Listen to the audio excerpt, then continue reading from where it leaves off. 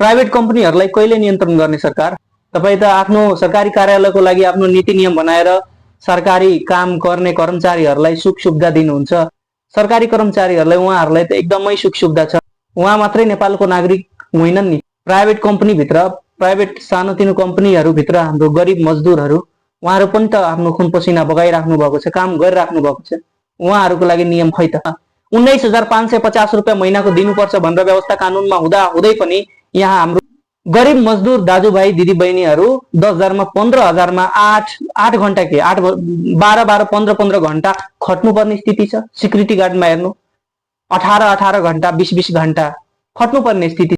त्यो प्राइवेट कम्पनीहरूलाई कसले नियन्त्रण गर्छ? विदेशीले त गर्दैन। नेपाल सरकारको दायित्व होइन र? सरकारी कर्मचारीलाई 2 दिन बिदा दिने, उहाँहरूलाई सुख सुविधा त्यति। अनि प्राइवेट सेक्टरमा काम गर्ने कर्मचारी गरिब मजदुर उहाँहरू के मान्छे होइन? नेपालको नागरिक होइन? 15,000 मा 10,000 मा 12 घण्टा काम गराउने। शनिबार कुनै कुनै फ्याक्ट्रीमा कुनै कुनै सानोतिनो दोकान पसलहरूमा गएर हेर्नुभयो भने शनिबार पनि काम गर्छ। हप्तामा 1 दिन पनि बिदा पाउँदैन। उहाँहरूको दुःख, उहाँहरूको पीडा कसले बुझ्दिने र कसले सुन्दिने? त्यो पनि त प्राइवेट कम्पनीहरूमा तपाईहरूले नियन्त्रण गर्नुपर्ने हो कि होइन? हो, मलाई त लाग्छ हो। किनभने तपाईहरूले नै कानुन बनाउनु भएको छ नि। 19,550 रुपियाँ भन्दा 1 रुपियाँ पनि कम दिन नपाइने कुनै पनि मजदुरलाई तर दिइराखेको छन् नि त। 10,000 मा काम गराउँदैछन्। के हो यो?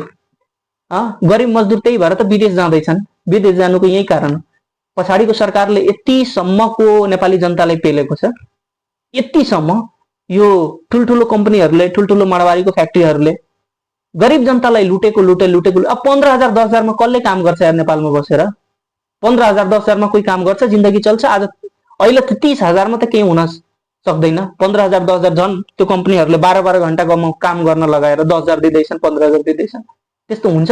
त्यो प्राइवेट फ्याक्ट्रीमा काम गर्ने कामदारहरूलाई कसले हेर्ने? तपाईहरूले हेर्ने होइन र? हो, कहिले कारबाही गर्ने? कहिले एउटा स्ट्रिक्ट एकदम कडा कानुन ल्याउने? कुनै पनि फ्याक्ट्रीले 8 घण्टा भन्दा बढी कुनै पनि मजदुरलाई जबरजस्ती काममा लगाएको पाइयो या 19,550 रुपियाँ भन्दा कम दिएको पाइयो भने त्यस्तो कम्पनीलाई सधैँभरिको लागि ब्यान्ड गरिदिने टाइपको कहिले कानुन तपाईँहरूले ल्याउनु? यो कुरामा त म जहिले आवाज उठाइरहन्छु। यो प्राइवेट कम्पनी भित्र काम गर्ने कामदारहरू यतिको पीडामा छन्। त्यही भएर अहिलेको सरकारको ध्यान एकदम छिटोभन्दा छिटो यो कुरामा जाओस्, छिटोभन्दा छिटो।